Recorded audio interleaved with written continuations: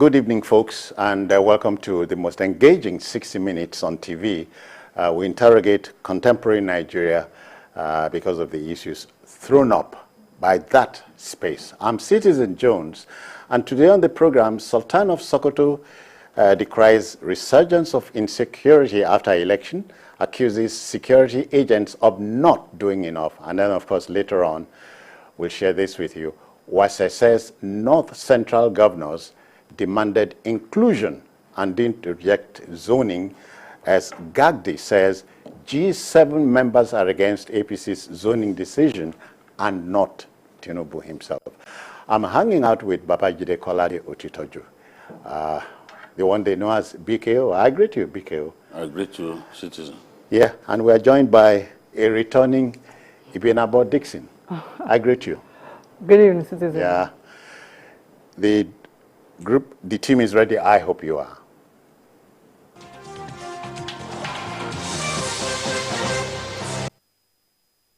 All right, let's go like this. You know, the late German statesman and diplomat Otto von Bismarck said, let me quote him, "Politics is not an exact science." And I dare say that students of political science are still debating the logic as we speak.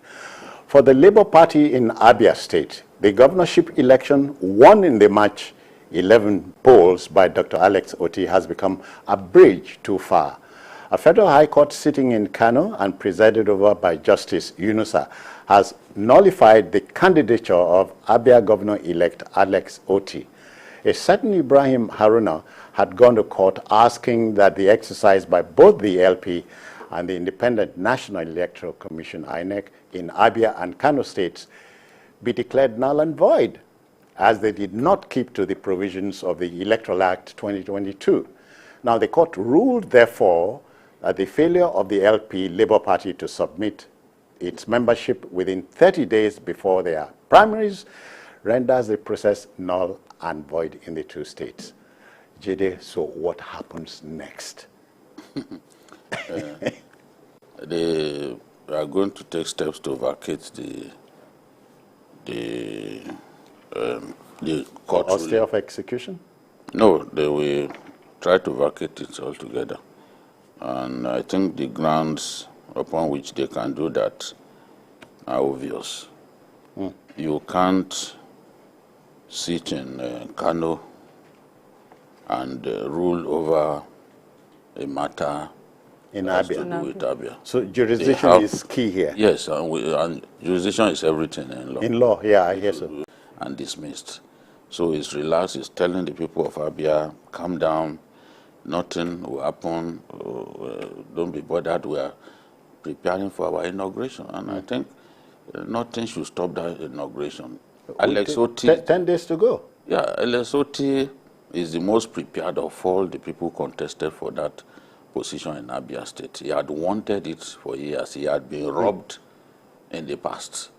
This time around, it pleased God to let him win, and he has won. So let them wait for him to run the government. Maybe he is the real change that Abia State desperately needs, because Abia, you just need to pass through Aba, for example. Aba typifies the ugliness and the absentee governance. When I remember that Aba is supposed to be the Japan of Nigeria, my heart bleeds. Yes, this same Aba of yesterday.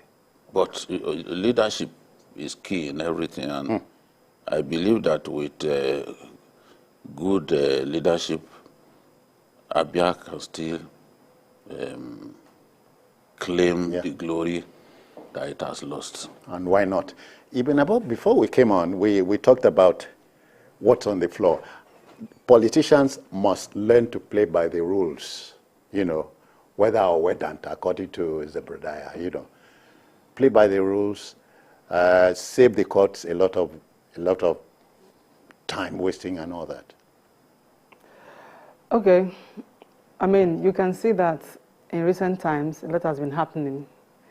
People have thrown a lot of caution and being responsible to the wind. They just go ahead and run after, you know, what is not, you know, chasing shadows. But then what came to my mind when I read this story was that, okay, like BKO said, which is true, that the court in Kano lacked the jurisdiction. What if it had been a court that has the right to make such a pronouncement?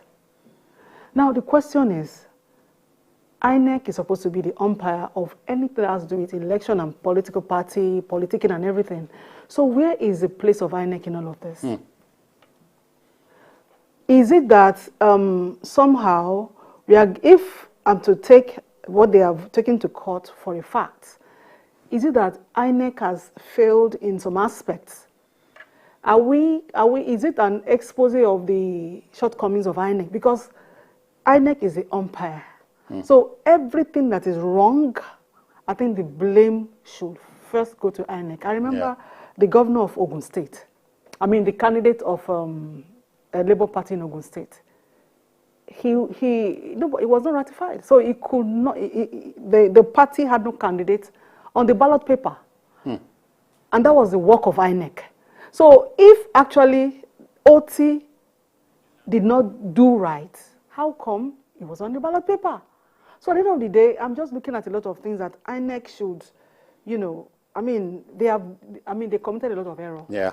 And I hope that there will be rooms to make amends. Sometimes I wonder if politics bears a semblance, Jide, to soccer. Everything falls on the referee. Thank goodness VAT is here. So I don't know about politics. The way it is now, our courts have assumed the role of VAR. VAR, rather. Yes. You can actually win on the battlefield, and the courts can take away your victory.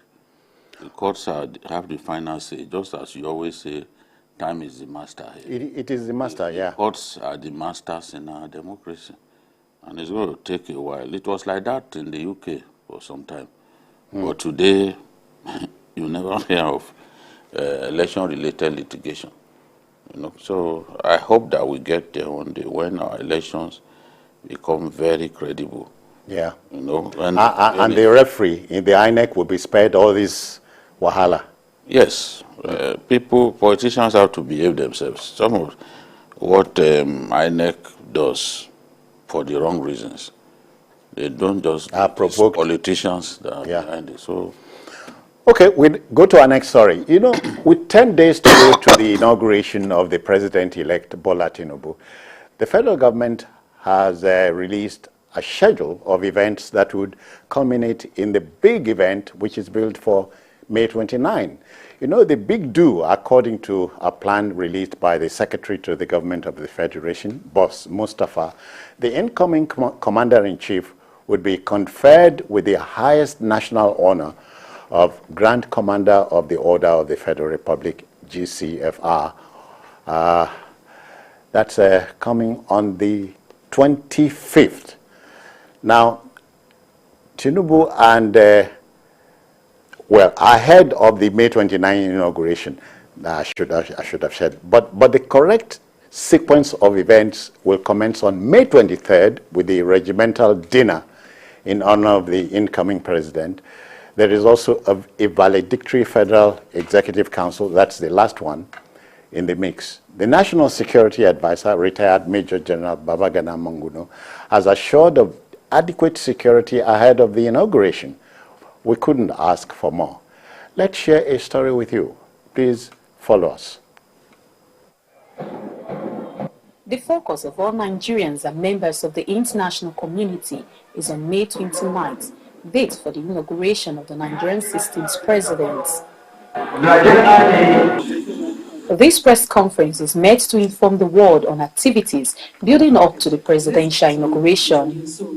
Events are expected to start off on Tuesday, 23rd May, with a regimental dinner in honor of the Commander-in-Chief, followed by a series of daily events up until Monday, the 29th of May, when the inauguration parade and swearing-in ceremony will be held. Other subcommittees also gave a report of their readiness for the D-Day. Around the Eagle Square, which is the epicenter, up to a certain range in which security agencies have been tasked to give adequate protection. There will also be traffic diversion and the provision of alternative routes for motorists and pedestrians. Principal venues for the events leading to the inauguration are the Eagle Square, the International Conference Center, Banquet Hall. In fact, if the events are to hold today, we are going to go. Based on the impact of the ongoing tribunal sitting. Not the first time we have run elections. In my active political life, I have seen different transitions, starting from the Shagari transition. It was litigated. The court went ahead with the inauguration. May 29, 2023 will mark the 7th consecutive democratic transition of power in Nigeria. With the reeling out of program of events, it is obvious that all is now set for a seamless transition of power to the president-elect, Bola Ahmed Tinubu. Helen Osamede Ekiti, TVC News, Abuja. Yeah, even about with 10 days to go, the inauguration is a fait accompli, according to the French. Yeah, as a matter of fact, I'm already looking ahead of May 29, because I'm anticipating fantastic governance. Because if you take a compendium of the sufferings of an average Nigerian in these recent times, you realize that if you compare it to every other person, you know, it's the same thing. We are all saying the same thing. So I'm already, it's like 29 is too far. I'm already looking ahead beyond 29. And I hope that we get past 29 peacefully. And then, like the president-elect said, he wants to hit the ground running. Hit the ground running, seeing to the issues of insecurity. Hit the ground running, seeing to the rate of unemployment. Hit the ground running, seeing to the economy. Economy. Yeah. Take us, let us move from a consumer nation to a producing. Exactly. Because we were there before. Exactly. Because I was reading a particular circular, and somebody actually listed a number of companies that we used to have then, and they had all left. So I want to plead with the president-elect to please keep your, know the kind of people you surround yourself with. Yeah. People who are problem solvers, people who are nation builders, people who are ready to take us out of the dungeon, take us up and out of the dungeon. We are tired of staying there. It is, it's choking. Oh yeah, oh yeah. Jide, it reminds me of Charles Dickens's book, Great Expectations. Yes. Nigerians have great expectations, and as I said yesterday, if we don't get it right now, we're in trouble, because people are already going through a lot. There was a time in the Bible where things got so bad that people are killing their children, to feed themselves. I'm not saying we have reached that point. That will amount to an exaggeration. Even though an exaggeration is a figure of speech in literature and is permitted. But I won't go to that extent as to say we have reached that point. But the message is we should not reach that point. We should not get to that point before the people in government do something. And Bola Ahmed Tinubu has an opportunity upon his inauguration to change the narrative, to show that what he did in Lagos was not a fluke, to show that, as he has always said, that he's smarter than other people in the race, to bring that smartness to bear.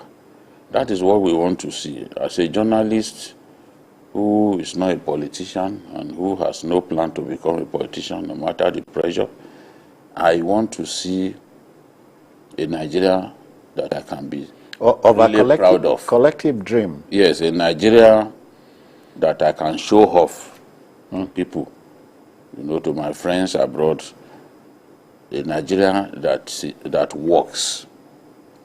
Honestly, within a short time, if he begins to do the right things, all of the people who hate him so much, call him all kinds of names, who do not want his inauguration to take place, they will eventually fall in line or just shut up. As they say, eat the humble pie. Yes, because if someone is doing well, you can't stand on the rooftops and be calling names and be saying it's a failure. You will not attempt that. If you attempt it, it's a problem that awaits you. That's you have heard that a team is as good as the captain. Yes, I'm happy that you talked about that. I've said before that you must find the right team. I think Nigerians will begin to judge Asiwaju Bola Ahmed Tinubu by the kind of team that he puts together. Okay. If he puts together a team of politicians, spent politicians that Nigerians are tired of, some of them are still around and are lobbying to be something in his administration. If he populates his cabinet with such people, Nigerians will be disappointed, and they will begin to see his administration as another opportunity lost, even before it takes off. So that's why he has to find the right balance. No one is saying, don't put these professional politicians in your cabinet. But your cabinet must inspire hope. Your cabinet must show from the first day that you mean business. And that's what he did here in Lagos. Asiwaju once boasted that, look, I have a cabinet of expatriates. I remember back then in 1999, there was an event where he was speaking and I was listening. And he said, I have a cabinet of expatriates. And look at that team that worked with him in Lagos. He didn't care from where they came from, But he had a good team of young people. Expatriates was a figure of speech.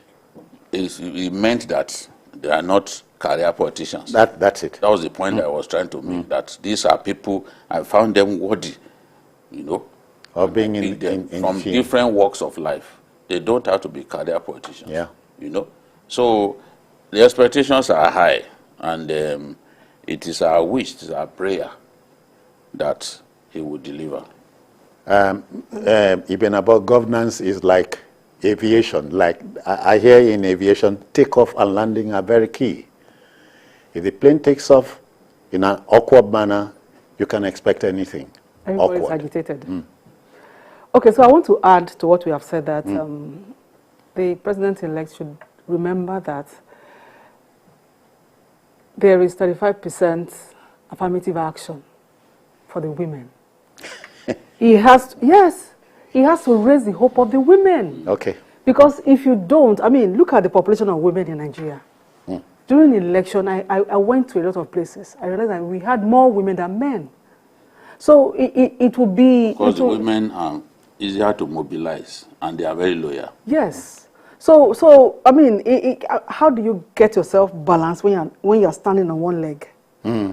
It takes two legs to be balanced. With a woman, two legs are... Exactly. Okay. So now I know that. Let him start off by making sure that he observes the 35% affirmative action. Okay. That will put a lot of faith and trust in the women for him. I don't want you to take it from my lips. Electricity must come, and it must come. Exactly. You see, our problems have lingered. If there is nothing new that we want to talk about. Talk about electricity. It has been an age-long problem. Put simply, the man knows the fields are all white. Exactly. So we don't. It doesn't even need us to tell him. All right. He is very concerned with everything that we are suffering. Okay, then we go to our next story. A resurgence of insecurity around the country after a national election must be revolting and provoke a sense of distaste to lovers of peace everywhere. The Sultan of Sokoto, Muhammadu Sa'ad Abubakar III, has decried rising insecurity in the northern part of the country. He says it's so bad people are now scared to travel and that they leave foodstuff in their houses for bandits. The traditional ruler, himself a retired army officer, reflected that we needed to dialogue and forge a way forward. We have men and women who can think, but what we lack is the will to implement our decisions. That's what he said. Again, he thinks the security agencies aren't doing enough, Jide. Yes, and I think that as a traditional ruler and a retired army officer himself, I think that he is really disappointed about the fact that we have not been able to deal militarily with this threat. Every time we make little gains, we hear all kinds of noise. Oh, we have exterminated these people, we have done this, we have done that. And I've always cautioned that the kind of threat that we face, you don't expect those threats to go away suddenly. There has to be vigilance and no let-up. There should be no let-up in the battle against these people. Because every time you think that the battle is won, suddenly you see them killing our people again. Yeah. How do you explain the level of bloodletting that we've seen since around the middle of March? Since around the middle of March, between Plateau, Zamfara, Kaduna. Mention Benue, please. Benue, more than 700 people must have been killed. I've said it so many times, and I will say it again. I don't know anywhere in the world where human life is as cheap as it is in our country. I dare anyone to tell me. Because even in war-torn countries, even in Syria, at the peak of the war in Syria, they were not killing people the way they kill people in Nigeria. No one. Because facts are the tools of our trade. Let us look at the facts. No one can controvert what I'm saying. Because the facts are there. It's as apparent as daylight that our people are being killed like lives don't matter in our country anymore. Especially how do you kill? Supposed peace time. We are supposed to be. That is why I use the example of Syria. I know. That at the peak of the war, nobody was killing people there like this. In Kebbi State, in Kebbi, you know how many vigilantes were killed? They killed some bandits, and we jubilated. They retaliated by killing more than 40 vigilantes in one day. There was a day that they killed more than 80 people in one local government in Kebbi State. A lot of the people farmers. So, how much longer will it take for us to solve this problem? I think the Sultan spoke out of frustration because esprit de corps makes it difficult for retired soldiers or even serving soldiers to openly criticize their colleagues.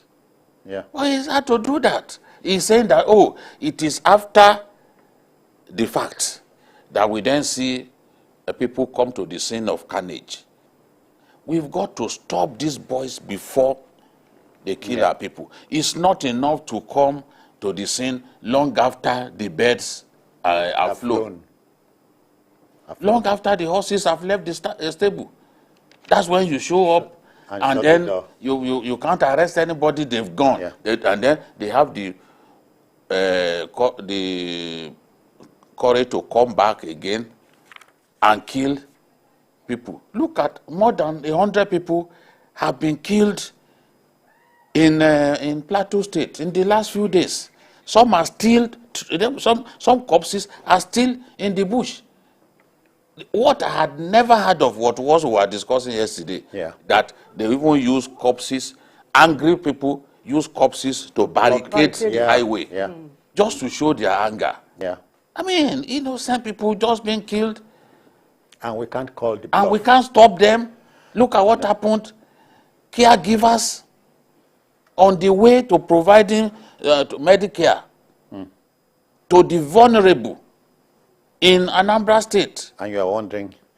And a bunch of people pretending to be human beings went and killed them. They did not just kill them, they set their corpses ablaze. This is bestial. And you are wondering what statement they're trying to make. What's the meaning of that? All right. I hear we must go on a commercial break. We'll come back. Ibedabo, hold of fire. We're coming. Please stick with us. We'll be back shortly.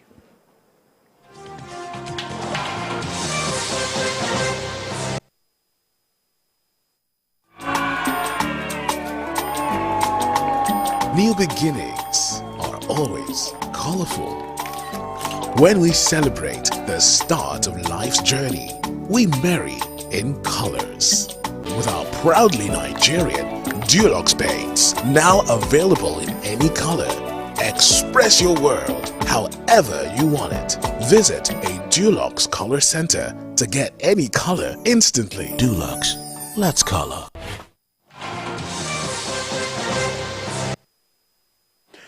Yes, welcome back. Ibenabo, let's revisit what the Sultan has said, that people would leave food at home just to make sure the bandits don't go gaga. It's crazy. It is, absolutely.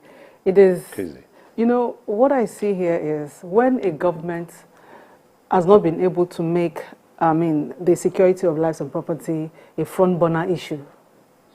Because at the end of the day, you will hear that, okay, the government is doing so much, is doing A, B, C, and D. But the truth of the matter is, whatever it is you are putting in place, as long as we are not seeing any form of abatement to this, needless killings, to us, you're not doing anything. If security has become such a conundrum, then seek for help. We have said this over and over. People just wake up and waste other people's lives. Farmers can't go to farm. That is why we have this. You can't go to the market today with the minimum wage is how much? 30,000 naira. You go to the market with the whole of your minimum wage. Differs from state to state too. Let's assume it cuts across. You go to the marketplace with your 30,000 naira, the whole of your pay. You can't buy what will feed you for a month. So what are we talking about? So honestly, I'm just keeping my fingers crossed, and I'm being hopeful that in this May, we are going to hear from the president-elect. He's going to come up with what he's going to be doing about insecurity, because it has become a conundrum, like I said. It's like our leaders don't know what to do. So maybe we need fresh brains, we need fresh ideas. Yeah, the Sultan has called for a national dialogue. And which is very imperative. Yeah, at a time like this. Yes. Is it possible, Jide, is it possible to bring Nigerians to the table at this time? And who do you bring? Who and who and who? The problem is, even when people come up with those ideas, will they be implemented? Nigerians do not lack the right ideas to stop this nonsense. It's the implementation. It's the implementation. People will come up with all kinds of ideas, but at the end of the day, you just discover that they wasted their time. We've had a Oputa panel, we've had other judge sessions meant to help us find the solutions to our biggest problems. But at the end of the day, you see the findings will just be gathering dust somewhere. And the courage to take the big decisions most of the time, our leaders don't have it. We are talking about impunity in our country. Look at the level of enforcement of our laws. The indiscipline, the impunity is just too much. You punish policemen today for misbehaving, the next day others will do it. Yeah. You know, because people commit crime, And because they not always punished. have the feeling that they will get away with it. That's it. Where people are sure, where the system ensures that people do not get away with infractions, honestly, people will behave themselves. Some Nigerians will come to our country and misbehave. Some of them based abroad. They dare not do such things in the countries, in their country of residence. Remember even during the COVID when there was, what was it called? Not curfew. What was the name that we were calling? Lockdown. Lockdown, okay. During the During lockdown. COVID, yeah. Some nightclubs opened for business in Nigeria, and we saw returnees from the UK, from France and Spain. Some of them went to those nightclubs and were arrested.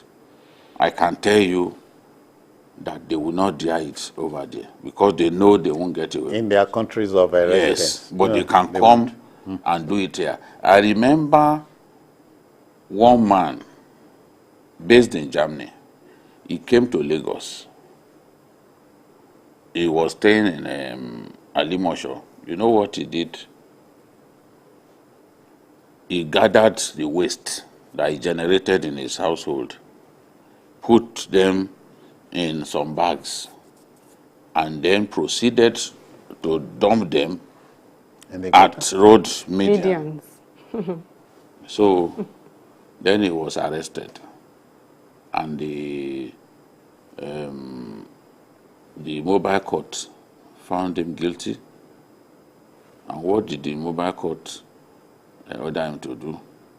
They ordered him to work with the people evacuating refuse and use his car, his Mercedes-Benz car, to pack the refuse.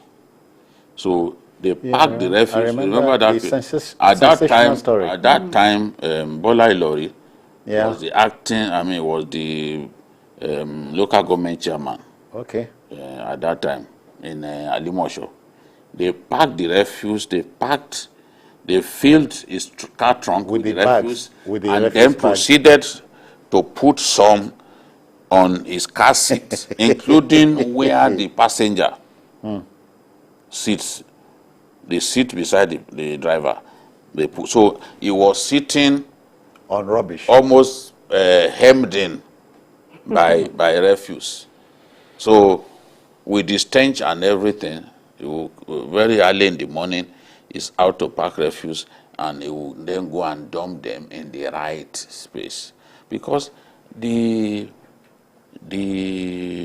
judge said, can you do what you just did here? In your country of residence. In Germany. Do they put waste on road medians in Germany? He said no. So why did you come to Nigeria to do it?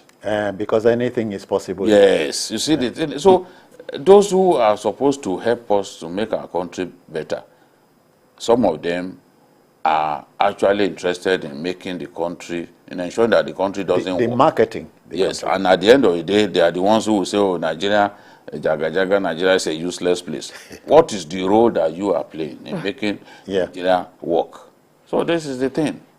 Ibn Abba, let's go back to what the Sultan said. He raised these fears about the rise in food prices that might result in a food crisis. We are already experiencing it. I just mentioned it. It will only get worse. But I pray If nothing is done. Yes. And to quickly digress, while BK was narrating that story, I remember there was a story, I think it was sometime in April. This year? Yes. Police Service Commission came out with a story that some officers were giving bribes for promotion. Now, when you give bribe to get promoted, how do you deliver in your office? How do you do the right thing? Giving bribe is like dancing tango. It takes two. So you see, we have the problems are the problem is hydra-headed, and whoever is coming in Has a tall order. a very tall one. And if you look at it critically, you realize that if the president-elect has the right people who share his kind of ideals with him, in a short while. As Jide said, kill impunity and the country will be free. And the country will be free. Kill impunity. That is it. Yes. Do we add more? Kill impunity. Honestly. And it's, Impunity is impunity is an it's a huge enhancer. problem. You hear some people will tell you to your face, I go kill you, nothing will happen. Nothing will happen. That's the thing. And almost, Don't you know me? don't you know me? You know who I am. Do you know who I am? Who are you? You are you. I will call your bosses. I will call the governor. You infringe on the law, and you want to call the governor. Some of our, even some of our leaders unwittingly allow these things to happen. Yeah. Criminals are arrested in Lagos. They are told to be sent to Abuja. They get to Abuja. Some politician will just call, one of my boys is with you there, please. A phone call and the guy gets free. released. So the culture of believing that, I'm above the law, all it takes is for me to make a phone call. Yeah. All it takes is for me to call the governor. You call the governor. The governor is not busy. He has time to pick frivolous calls from aspiring jail beds. What are we talking about? You can't call the governor. If you are arrested in the UK, are you going to call the governor? Are you going to call the governor? When look at the former prime minister of France now. Look at what he's going through. Sarkozy. Yes, we've seen countries jail their former president. Yeah. Can we ever get to that point in our country that we will look into the face of a former president, spit in his face, and jail put him behind bars? Yes. Can we? In almighty America, a former president is facing the law. Yes, a woman complained that he harassed her sexually and all that, and the jury found him guilty. Here, he will not be guilty. They will accuse the woman of lying. Trying to bring down a big man. That is it. Oh, okay. Ours is just to provoke the debate, make up your mind. Now to our next story. In politics, the need to effectively alleviate, or if you like, stamp out prejudice and promote unity requires that you promote inclusivity. Governors of the North Central Geopolitical Zone, to them, the zoning arrangement of the APC and the current Deputy Speaker of the House of Reps, a certain gentleman, Honorable Ahmed Idris Wase, demand inclusion. Now, in the build-up to the 10th National Assembly, a member of the House from Plateau State, Yusuf Gagdi, maintains that the alliance of speakership aspirants, known as G7, is not against the president-elect, but against the zoning formula. How do you react to this? Obviously, the leadership of the party has a huge role to play here. If you look at what we have now, before May 29th, the Senate President is from the Northeast. The Deputy Senate President is from South-South. The Speaker, Southwest. Deputy Speaker, North Central. President, Northwest. Vice, Southwest. So it's obvious that the rule of the game in that party is zoning when it comes to such high offices. Yeah. So I don't think they should do anything less than that. Okay. If it brings harmony, Jide. Yes. Yes. It should bring the problem with the zoning arrangements. I can summarize it in this way. First, the people contesting were not consulted. You need their buy-in. Before you came up with the idea of zoning, they had already indicated their desires to contest. Now, before coming up with the zoning formula, you must consult extensively. Yeah. If you felt, oh, it should go to this zone, are you sure that a preponderance of lawmakers of the party, yeah, including even regular members, do you think that's how they feel? Are you convinced upon speaking with the lawmakers? Because look, they are tough. They can go to the house and choose not to do what the party wants. And when that happens, you have tomatoes, you know, on your face. So if you don't want that to happen. And rotten eggs yes, in some cases. Yes, you know. And if you don't want that to happen, then you must take the right steps. What is the right step? Consult sufficiently. When you consult and then get them to realize that this is why you took this decision. I've heard the Femi Gwajabiamila, the speaker, saying, look, they wanted to reward the Northwest and all that. Every zone played its own part. The Northwest alone did not make Tinubu president-elect. Yeah. We have to be careful when we say these things. The Northwest alone did not give Tinubu that victory. The Northwest gave Tinubu victory in just 2 states out of 7. Just 2 states. He lost the rest. In fact, a state like Kaduna, actually Tinubu won only 1 local government in the whole of Kaduna. You know? But you have a North Central, 4 states, 4 states won by him. And they are saying, look, you have to carry us along, you have to include us in the scheme of things. The second issue, and when you look at the entire election, there is no zone in terms of number of states won that performed better than the North Central. Yeah. Even in the the Southwest, where Asiwaju comes from, he didn't win more than 4 states. It's still the same 4 states that the North Central delivered that he got, because he lost Osun, he lost his home state, Lagos. So the facts are there. Now, the presiding officer positions, there has never been a time when one zone, because there are 4 presiding officer positions. The Senate President, the Deputy Senate President, Speaker, Deputy Speaker. There has never been any time when one geopolitical zone produced 2 out of the 4. Yeah.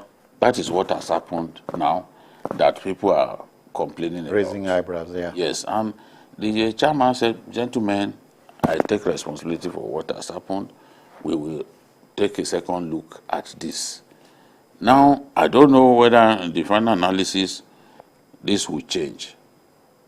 You know, because in politics, as Bismarck said, it's not exact science. It is not a situation in which you put 2 and 2 together and you are certain that it is 4.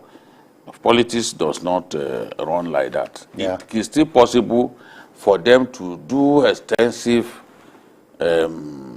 consultation, yeah. And those people concerned could say, okay, we agree, there will be another day.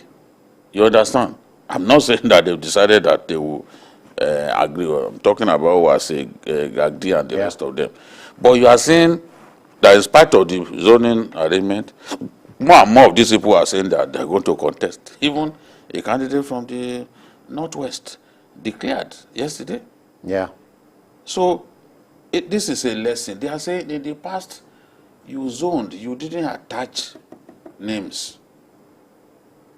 You can zone, let them go and slug it out on the floor.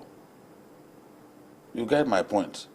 Let them go and slug it out on the floor. Because not that you know, the National Assembly, Jide, there are three arms: the executive, the legislative, and the judiciary. Yes. The judiciary should be able to reinvent itself. It's possible. It's their show. Well, you are talking about the legislature now. Yeah, the legislature, it's their show. It's their show. What they don't like is for you to interference, for you to decide for them, especially the House of Reps. They have that history of refusing to kowtow. Yes, to the party. They did it in fact, let me say they started in 2007. They had to send a tape packing. A tape didn't commit any offense. It was all because it was Obasanjo that imposed the tape. A tape never stole a kobo. But they called the active. There was nothing they didn't say. She was messed up. Yes, in the end, only for them, after sending her packing as speaker, they now set up a committee that gave her a clean bill of health. You understand? So, and then after that, in 2011, they also went against their party when they picked the governor of Sokoto now, Tambua, instead of Mulikat that the party wanted. Then in 2015, instead of Bajabi Amila that the party wanted, they went for Dogara. So the lesson is consult extensively, especially those contesting. You have to draw them close to you and say, I know you have interest in these things, but there are other ways by which you will be rewarded. Yeah. Leave this race. We prefer this person. These are the reasons why we prefer this person. And that will be fine. No one is saying that you should not zone. Yeah. I think that the point is clear. Zoning has come to stay. But let there be inclusion. Let the fairness be obvious. Inclusivity is the word here. Exactly. You know, take everybody, every member of the team along. Because if anything breaks in the team is not all right. It creates if you ask me. factions, which is not good for the party. So yeah, I totally agree with all that BKO said. I feel that if they had embarked on a wide consultation, because the people who are disgruntled are rightfully disgruntled. So you have to pacify. Sorry, you see, yesterday I told Jide and another colleague, Second Republic was done like this. Both of them said 30 years ago, done different. But don't you think our politicians should, like wise men, begin to learn new things and forget some things? That is why we are having what is going on. We are in a mess. A complete mess, and we don't want to go deeper into this mess. That is why there is still room for, consultation. There's still room to make amendments. Yeah. So they should please go ahead and do that, because it is the ruling party. If the ruling party is sick, the whole country is sick. Sick, yeah. So we can't afford that. Everybody is sick already. So yeah. Let us. The ruling party messes around. The opposition is ready. Exactly. To kick in. And we don't have time for all that. We want to. Let's make progress and move forward. We have stayed behind this mountain for too long. Yeah. People are tired. You don't know how people are agitating for 30th of May. Are we really a thinking people, Ibn Abo? Do you think we are a thinking people? We are. Just that. Except when it's difficult? No. We think every time. We prefer solutions every time. But who takes up this solution and put them to use? Yeah. Like BKO said, you come up with fantastic ideas. We have more than enough problem solvers in Nigeria. We have nation builders. So that is why I'm hoping that, and I want to believe that the president-elect would surround himself with people like that, so that Nigeria can come out of this quagmire that we are in. It's terrible. You need to go out and see how people are suffering. So you see, when we hear stories like this, it's like, are we making progress, or we are still living in our past? Jide, let's take this home. Inclusivity has come up here. So in your mind's eyes, you're looking at the National Assembly of gentlemen, both chambers. It is not difficult to have a dream and pull it through. It is not difficult. It's not. And but they said politics is not an exact science. It's not. It's not. That's why someone tells you today, look, this is what will happen. As we are gathered in that hall, this is what will happen, and then something else happens. You know, people can be even talked out of their desires by speaking the right words to them. Honestly, and that's the beauty of politics. You don't have to be dictatorial. Allow people to express their views, reach out to them, and seek their understanding. At the end of the day, what you have is a win-win situation. But if you try to force your ideas on other people, then that is not politics, that's dictatorship. It's not democracy, I mean, that's dictatorship, and that is not what we want to see, because this inclusion will bring progress. Across the country, we've said that Ashwaju should be able to set up a government that carries everyone along, including even the physically challenged. You know, we want to see, as he has spoken about affirmative action, since 1995, we've not really done much in that area. But you will see smaller countries like Rwanda doing much better than us in terms of opportunities given to women to blossom. Apart from Obasanjo, who made use of some women, and they acquitted themselves very well. Successive governments have not really put the women where they should be. I think Obasanjo has Ashwari Tinubu has an opportunity to make right some wrongs. Yes, because we've seen women who are given the opportunity to serve in our country, and they did very well. I think it was Showman that even suggested that Nigeria was ripe for a woman as president. Yes, he said so during one of the council events here in Lagos. Well, we could even start with a woman as a governor or a woman as Senate president. Let us see where that takes us. I am convinced that it will do much better than our men, because... but he has no choice. He has no choice. I wonder if I might... I think he has given that promise that he will be a president for everyone, that he will not marginalize any part of our country. That's his nature. So, in 10 seconds, is there any such thing as a Nigerian dream? There's a Nigerian dream. There's a Nigerian dream. Of course there's a Nigerian dream. And I share in that dream. Okay, on that note, we must go. I wish the incoming government very well. That will just about do it. If you missed a part of this program, join us at 11 later tonight for a late edition.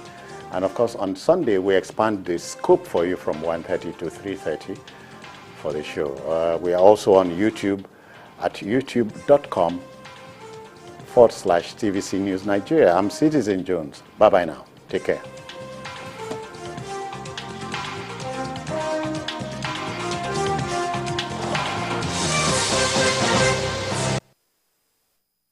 Our truck has been hit. We need backup transportation. Over. When chaos becomes the order of the day, corruption knows no